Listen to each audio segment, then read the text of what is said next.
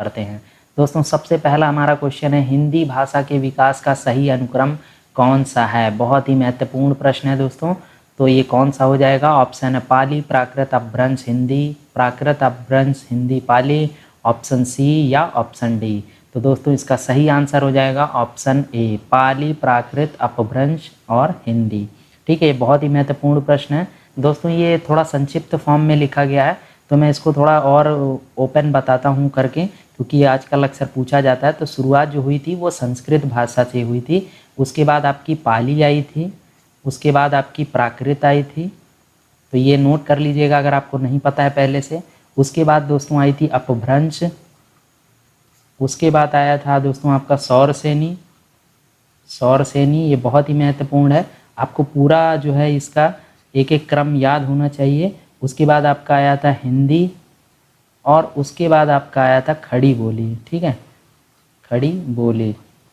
तो ये आप इसको नोट कर लीजिएगा अगर आपको नहीं पता था। संस्कृत, पाली, प्राकृत, अपभ्रंश, सौरसेनी, हिंदी और फिर उसके बाद खड़ी बोली लास्ट में। ठीक है, तो ये आपका हो जाएगा। नेक्स्ट क्वेश्चन की ओर। तो दोस्तों दूसरे क्वेश्चन की ओर बढ़ते हैं। ब्रज भाषा है, तो ब्रज भाषा क्या है दोस्तों? ऑप्शन है पूर्वी हिंदी, पश्चिमी हिंदी, बिहारी हिंदी या पहाड़ी हिंदी। तो इसका सही आंसर हो जाएगा दोस्तों ऑप्शन बी, पश्चिमी हिंदी है। ठीक है, ब्रजभाषा क्या है? पश्चिमी हिंदी का एग्जाम्पल है।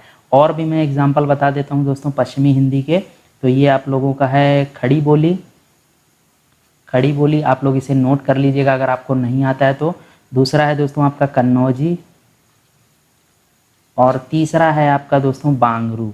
ठीक है, बांगरू ये बहुत ही महत्वपूर्ण है, इन तीनों को नोट कर लीजिएगा। और ब्रजभाषा तो आपको पता ही है कि वो पश्चिमी हिंदी में आती है। ठीक है, थर्ड क्वेश्चन की ओर चलते हैं दोस्तों। मगही किस उपभाषा की बोली है? बहुत ही महत्वपूर्ण है दोस्तों। ऑप्शन है राजस्थानी, पश्चिमी हिंदी, पूर्वी हिंदी या बिहारी। तो इसका सही आंसर क्या हो जाएगा दोस्तों? इसका सही आंसर है दोस्तों ऑप्शन डी, बिहारी। अब दोस्तों बिहारी में भी कुछ और महत्वपूर्ण भाषा है, तो उसको मैं बता देता हूँ आप लोगों को। वो है आपका मैथिली, मैथिली और भोजपुरी। ठीक है, भोजपुरी। तो इससे को भी नोट कर लीजिएगा। नेक्स्ट क्वेश्चन की ओर चलते हैं दोस्तों। चौथा क्वेश्चन हमारा, हिंदी खड़ी बोली किस अपभ्रंश से विकसित हुई है? वेरी इंपॉर्टेंट क्वेश्चन है दोस्तों। तो ऑप्शन है मागधी, अर्धमागधी, सौरसेनी या ब्राह्मण। तो इसका सही आंसर क्या हो जाएगा दोस्तों? खड़ी बोली किस अपभ्रंश से विकसित है? तो इसका सही ऑप्शन है, आंसर है दोस्तों ऑप्शन सी, सौरसेनी। ठीक है, नेक्स्ट क्वेश्चन की ओर बढ़ते हैं। जितने भी क्वेश्चन मैं यहाँ पे दोस्तों आपको करा रहा हूँ, ये आपको यूपी की हर परीक्षा में क्वेश्चन इनसे मिलेंगे, तो इन प्रश्नों को ध्यान से देखिए। अगर आपको नहीं आता है तो इन्हें नोट करते चलिए। ठीक है, भाषा के आधार पर भारतीय राज्यों की पुनः संरचना की गई थी। वेरी इंपॉर्टेंट क्वेश्चन है दोस्तों। तो ऑप्शन है 1952 ईस्वी में, 1953, 1954 या 1956 में। तो इसका सही आंसर हो जाएगा दोस्तों ऑप्शन डी, 1956 में। ठीक है, नेक्स्ट क्वेश्चन की ओर बढ़ते हैं दोस्तों। छठा क्वेश्चन है, भाषाई आधार पर सर्वप्रथम किस राज्य का गठन किया गया था? तो ऑप्शन है दोस्तों पंजाब, जम्मू कश्मीर, राजस्थान या आंध्र प्रदेश। तो इसका सही आंसर हो जाएगा दोस्तों ऑप्शन डी, आंध्र प्रदेश को। और इसमें दोस्तों ये भी एक पूछा जाता है कि इसका राज्य, आंध्र प्रदेश राज्य का गठन कब किया गया था? ये किया गया था दोस्तों 1953 में, जो कि बहुत ही महत्वपूर्ण है। तो इस डेट को भी आप इसे नोट कर लीजिएगा। सातवां क्वेश्चन लेते हैं दोस्तों। बघेली बोली का संबंध किस उपभाषा से है? तो ऑप्शन है राजस्थानी, पूर्वी हिंदी, बिहारी या पश्चिमी। तो इसका सही आंसर क्या हो जाएगा दोस्तों? तो दोस्तों ये हो जाएगा ऑप्शन बी, पूर्वी हिंदी हो जाएगा। अब दोस्तों पूर्वी हिंदी में और भी, तो वो है अवधी भाषा, अवधी। पूर्वी हिंदी में अवधी आता है, और आपका आता है छत्तीसगढ़ी।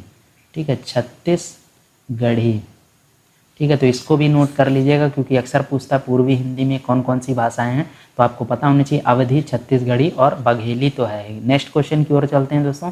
आठवां क्वेश्चन, किस तिथि को हिंदी को राजभाषा बनाने का निर्णय लिया गया? दोस्तों बहुत ही महत्वपूर्ण प्रश्न है। तो ऑप्शन है 15 अगस्त 1947, 26 जनवरी 1950, 14 सितंबर 1949 या 14 सितंबर 1950। तो इसका सही आंसर हो जाएगा ऑप्शन सी, 14 सितंबर 1949 को दोस्तों। और इसीलिए 14 सितंबर को जो है हिंदी दिवस भी मनाया जाता है। ठीक है, तो ये आप लोगों को पता ही होगा हिंदी दिवस कब मनाया जाता है। ये मनाया जाता है 14 सितंबर को, और जो सन है इसका ये 1949 है, आप इसे ध्यान रखिएगा। नवा क्वेश्चन लेते हैं दोस्तों। वर्ष 1955 ईस्वी में गठित प्रथम राजभाषा आयोग के अध्यक्ष थे? तो ये कौन थे दोस्तों? ऑप्शन है बीजी खेर, सुनीति कुमार चटर्जी, जीबी पंत या पी सुब्बोरायन। तो इसका सही आंसर है दोस्तों ऑप्शन ए, बीजी खेर थे। ठीक है, तो प्रथम जो राजभाषा आयोग का गठन किया गया था उसके अध्यक्ष कौन थे? बीजी खेर थे। नेक्स्ट क्वेश्चन की ओर चलते हैं दोस्तों। 10वां है, भारतीय राज्य संविधान की 8वीं अनुसूची में शामिल भाषाओं की संख्या है तो कितनी है? ये भी बहुत ही महत्वपूर्ण क्वेश्चन है। 14, 15, 18 या 22। तो इसका सही आंसर हो जाएगा दोस्तों ऑप्शन डी, 22 होती हैं। ठीक है, 8वीं अनुसूची में शामिल भाषाओं की संख्या कितनी है? 22 है। नेक्स्ट क्वेश्चन की ओर बढ़ते हैं दोस्तों। 11वां क्वेश्चन है, हिंदी की आदि जननी है तो हिंदी की आदि जननी क्या है दोस्तों? ऑप्शन है संस्कृत, पाली, प्राकृत या अपभ्रंश। तो इसका सही आंसर हो जाएगा दोस्तों ऑप्शन ए, संस्कृत। जैसा कि मैंने स्टार्टिंग में ही बताया आप लोगों को कि संस्कृत से ही स्टार्टिंग हुई है, उसके बाद से बनते बनते अब बाकी बोलियां और भाषाएं बनी हैं। ठीक है, तो नेक्स्ट क्वेश्चन की ओर बढ़ते हैं दोस्तों। 12वां क्वेश्चन है, निम्नलिखित में कौन सी भाषाएं संस्कृत भाषा की अपभ्रंश है? ये बहुत ही महत्वपूर्ण प्रश्न है दोस्तों। ऑप्शन है खड़ी बोली, ब्रजभाषा, अवधी या पाली। तो इसका सही आंसर क्या हो जाएगा दोस्तों? ऑप्शन डी, पाली हो जाएगा। देखिए, संस्कृत भाषा की अपभ्रंश क्या है? तो वो है पाली। नेक्स्ट क्वेश्चन की ओर बढ़ते हैं दोस्तों। 13वां क्वेश्चन है दोस्तों, अधिकतर भारतीय भाषाओं का विकास किस लिपि से हुआ है? तो अधिकतर भारतीय भाषाओं का किस लिपि से हुआ है? शारदा लिपि, खरोष्ठी लिपि, कुटिल लिपि या ब्राह्मी लिपि? बहुत ही महत्वपूर्ण प्रश्न है। तो इसका आंसर है ऑप्शन डी, ब्राह्मी लिपि हुआ है। अधिकतर भारतीय भाषाओं का विकास किससे हुआ है? ब्राह्मी लिपि से हुआ है। 14 क्वेश्चन लेते हैं दोस्तों। हिंदी भाषा किस लिपि में लिखी जाती है? तो ऑप्शन है गुरुमुखी, ब्राह्मी, देवनागरी या सौराष्ट्री। तो इसका सही आंसर क्या हो जाएगा दोस्तों? इसका सही आंसर है ऑप्शन सी, देवनागरी जो है वो हिंदी भाषा की लिपि कौन सी है? देवनागरी है। नेक्स्ट क्वेश्चन की ओर बढ़ते हैं दोस्तों। 15वां क्वेश्चन है, वर्तमान हिंदी का प्रचलित रूप है तो वर्तमान हिंदी का प्रचलित रूप कौन सा है? अवधी, ब्रजभाषा, खड़ी बोली या देवनागरी। तो इसका सही आंसर क्या हो जाएगा दोस्तों? इसका सही आंसर होगा ऑप्शन सी, खड़ी बोली। ठीक है, वर्तमान हिंदी का प्रचलित रूप है खड़ी बोली। 16वां क्वेश्चन लेते हैं दोस्तों। हिंदी भाषा की बोलियों के वर्गीकरण के आधार पर छत्तीसगढ़ी बोली है तो ये किस रीजन में आती है? पूर्वी हिंदी, पश्चिमी हिंदी, पहाड़ी हिंदी या राजस्थानी हिंदी? तो इसका सही आंसर है दोस्तों ऑप्शन ए, पूर्वी हिंदी में आती है। ठीक है, छत्तीसगढ़ी बोली। बहुत ही महत्वपूर्ण प्रश्न है। 17वां क्वेश्चन लेते हैं। निम्नलिखित में कौन सी पश्चिमी हिंदी की बोली नहीं है? वेरी इंपॉर्टेंट दोस्तों, नहीं है पे जरूर ध्यान दीजिए। तो ऑप्शन है बुंदेली, ब्रज, कन्नौजी या बघेली। तो इसका सही आंसर क्या हो जाएगा दोस्तों? इसका सही आंसर हो जाएगा ऑप्शन डी, बघेली जो है वो पश्चिमी हिंदी की बोली नहीं है। बाकी बुंदेली, ब्रज और कन्नौजी ये तीनों ही क्या हैं? पश्चिमी हिंदी की बोली में आती हैं। ठीक है, 18वां क्वेश्चन लेते हैं दोस्तों। भारतीय संविधान में किन अनुच्छेदों में राजभाषा संबंधी प्रावधानों का उल्लेख है? बहुत ही महत्वपूर्ण प्रश्न है दोस्तों। तो ऑप्शन है आर्टिकल 343, 351, 434, 315 तक या 443 135 तक या 334 से 153 तक। तो इसका सही आंसर है दोस्तों ऑप्शन ए, आर्टिकल 343 से 351 तक क्या है? राजभाषा संबंधी प्रावधानों का उल्लेख है।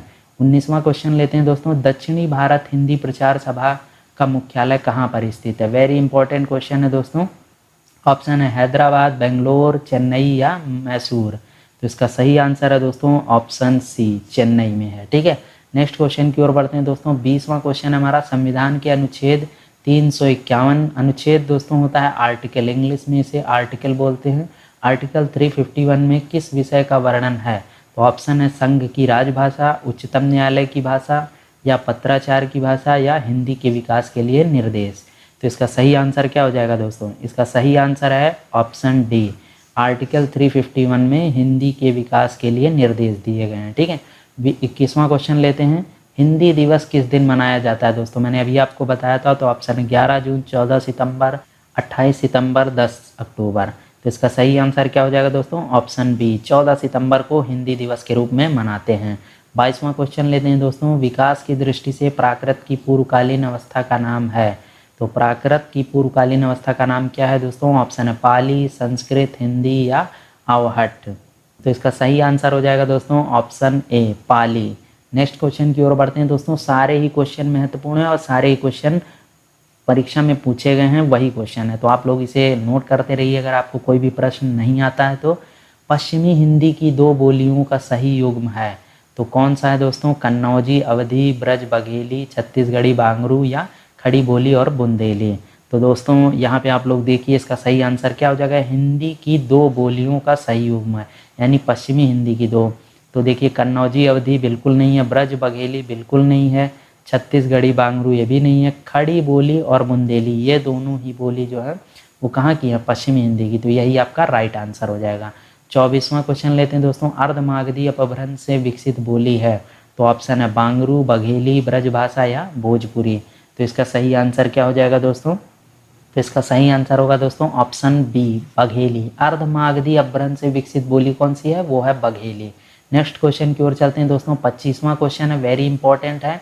देवनागरी लिपि का सही विकास क्रम है, तो विकास क्रम जरूर पूछा जाता है परीक्षा में, तो एक बार आप ऑप्शन को देख लीजिए। गुप्त लिपि, ब्राह्मी लिपि, नागरी लिपि, ब्राह्मी लिपि या गुप्त लिपि। इसका सही आंसर क्या हो जाएगा दोस्तों? ऑप्शन सी, यानी सबसे पहले ब्राह्मी लिपि, फिर उससे बना गुप्त लिपि, फिर नागरी लिपि, फिर देवनागरी लिपि। तो यही जो है सबसे सही क्रम है, तो इसे आप लोग नोट कर लीजिएगा। नेक्स्ट क्वेश्चन की ओर चलते हैं।